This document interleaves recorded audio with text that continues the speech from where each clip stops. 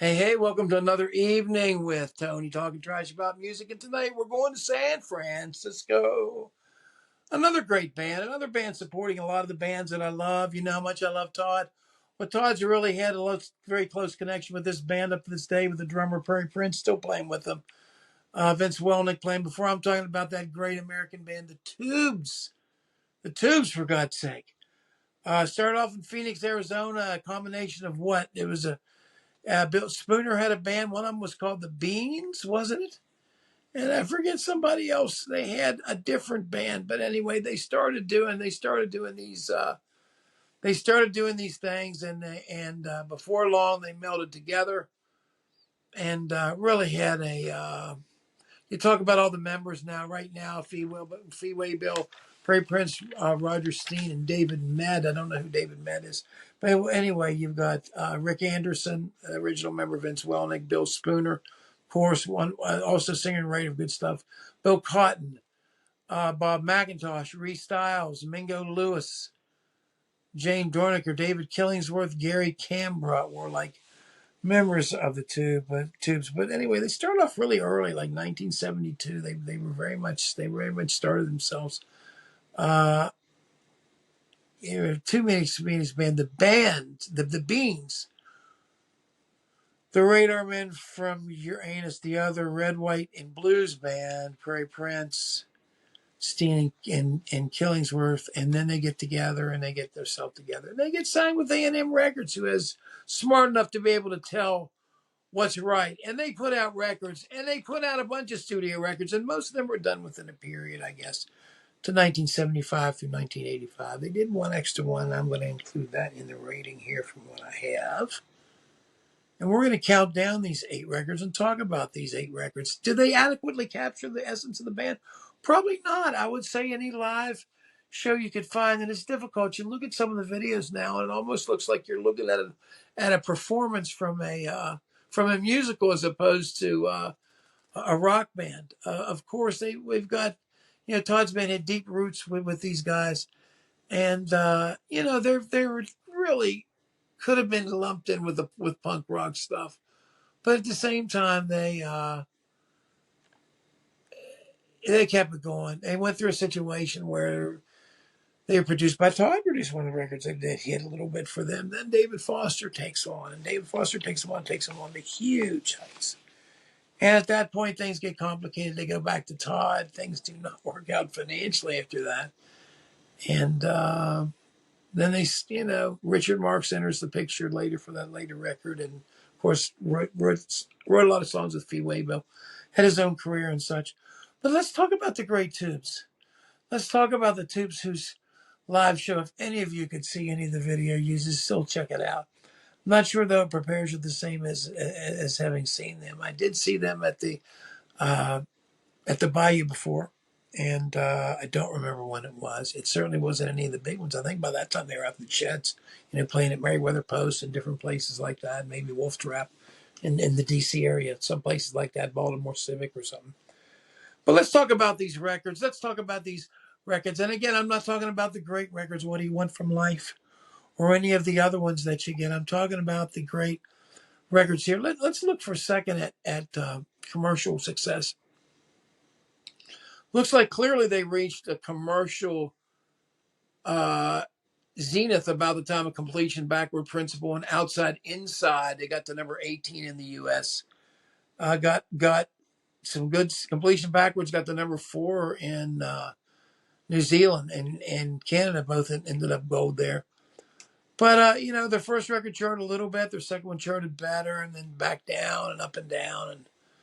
And by the time the last one was done, it was Genius of America, and that was the last one. And that's where I'm going to start, guys. Everybody says, "Oh, I've seen some of the other ratings where people like to rate it higher." You know what I mean? It's still a thing after the fact. I'm sorry, but I'm not saying it's not it's a bad record. There are some decent songs on. I think the song Genius of America is a pretty good song. Again, that's a Prairie Prince one here. But I mean, you've got these different writers and different ones. Fish House is kind of a remake of Sushi Girl, I suppose. It's kind of silly. But Around the World's a good song. my brother's still watching. Big brother's still watching. So that's the one Richard Marx and you've got Steve Lukather on. Good record, and again, 53-minute record. But one of these ones that's done in 1996, way after the fact that they're done. Who else participating here in this band? You've got Rick Anderson, Canberra, Richard Marx, Prairie, Steen, Waybill. And by that time, some of the people have faded. You don't even have Michael Cotton, I don't see on there. Well, you see him as a conceptual consultant, so he kind of dropped out as a player. But nevertheless, that's my number 8. Let's go back. Let's go to number 7. And we're going to go to number 7 here. Let me see if I got them all. I want to make sure that I got them. First of all, there's this great and funny compilation called Trash. Everybody's seen this thing. This is so interesting, but it's got a lot of remixes. It's got a lot of different things going on. I don't know if you've seen this one before. Mine's in beautiful shrink wrap. It was released, I don't know when, but pretty early on, really, for a rarities thing. But anyway, that's a rarities record, and it's from the Tubes. But let's talk about my next one. And my next one's one that I think everybody would probably put down there pretty low.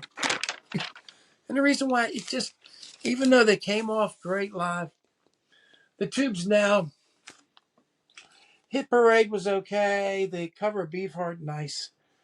But, Godbird Change, Pound of Flesh, it's all right, man. I mean, it's not their peak, and it sounded like they were pretty difficult. I don't know why it says a Warner Brothers thing inside. It shouldn't. It's an A&M record. Yeah, record. But it's the Tubes now, and what are you going to say? It's still a Tubes record. It's still strong, but to me, it doesn't sound. And Smoke is okay. Smoke's supposed to be a big single. I like it okay. It's just a little of all the ones I know. I just never, for some reason, I missed it. And I guess what was going on about that time with Rundgren, I guess, and Raw. What else was 77? Some other stuff in 77 I was into, just wasn't into that. Let's go now down to 19.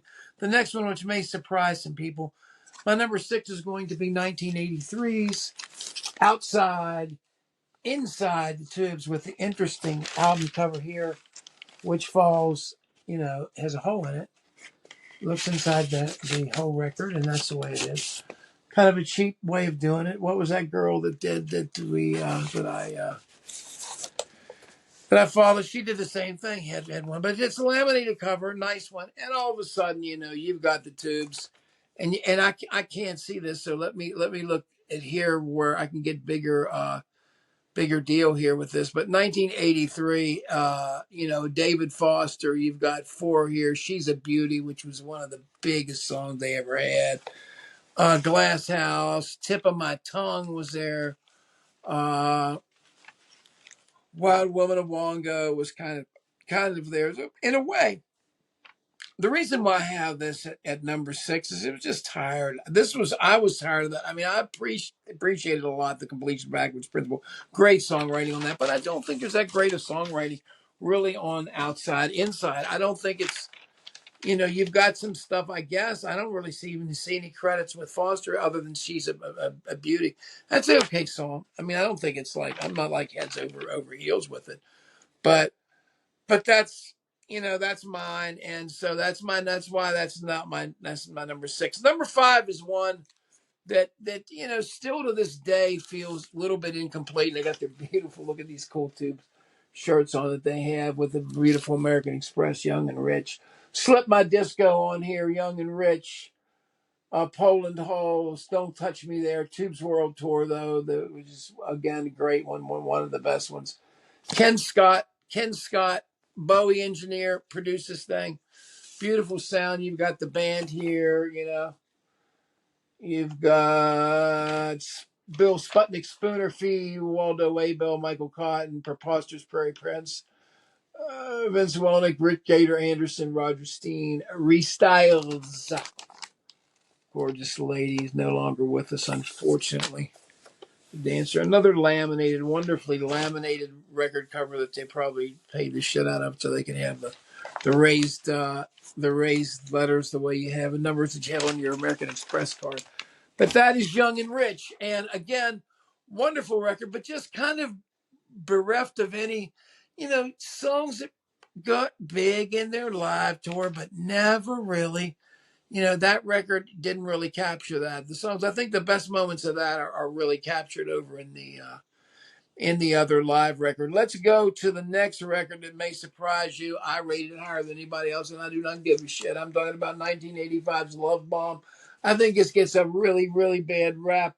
I think there's some great songs on here. People do not appreciate the second side. People do not appreciate the balladry of Come As You Are, Welnick, and Piece by Piece, which is just great. Come As You Are, Bora Bora 2000 Love Bomb. I got you, but the whole second side I think is brilliant with Eyes.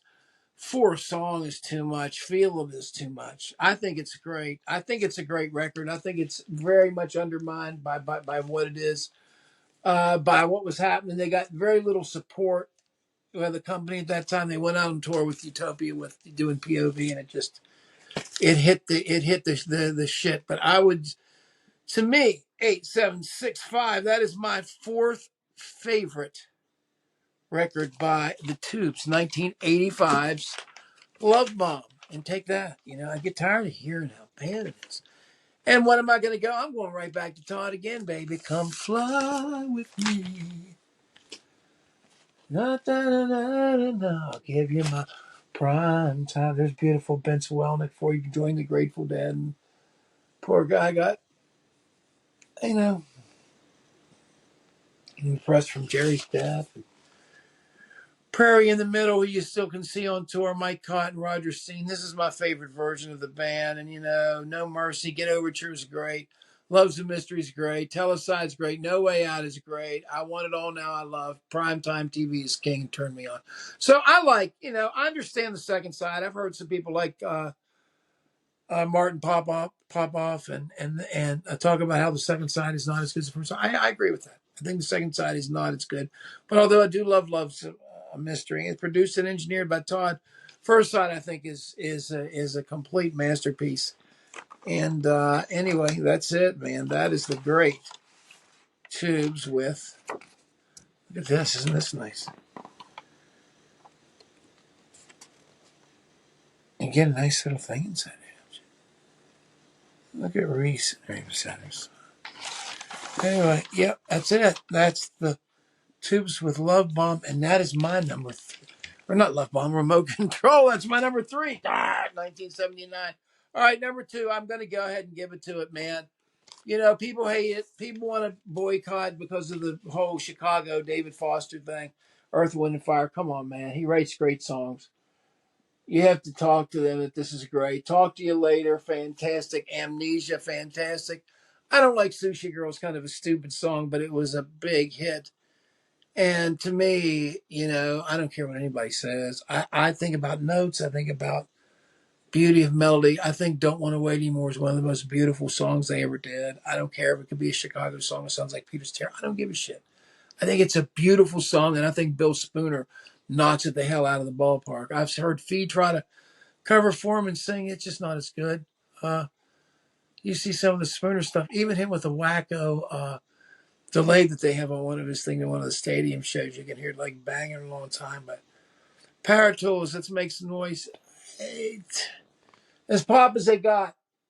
It almost broke them. They couldn't repeat it with Outside Inside. That's why Outside Inside is my number 6. And that's why this is my number 2. And that's the completion backwards principle. And that only leaves one. And this certainly is not a case of a band who went downhill from the beginning. But you have to admit, with all the play up, with all the time they had, Up from the Deep, Halo, Space Baby, Sailor Rosa, Mondo Bondage, What Do You Want From Life, Boy Crazy, White Punks All Day. Boy, that second side is crazy. You know the band, man. Anderson, Cotton, Prince, Spooner, Steen, Fee, Welnick, Ree. Here she is in the tire on the back. Oh, man. I mean, I love Boy Crazy. I love, of course, What Do You Want From Life? White Punks on Dope is Captain Obvious. But Obviously, that's my number one, guys, is the tubes. Now, remember to smash that like button, guys. Leave me your list. I want to see what your list is here below this. So everybody's got a different thought about this. Some people hate the David Foster stuff. Some people hate Love Bomb. People really don't like it. And I understand it. If you got an aversion to dance music, it was kind of done as a dance concept thing that they did. I got you.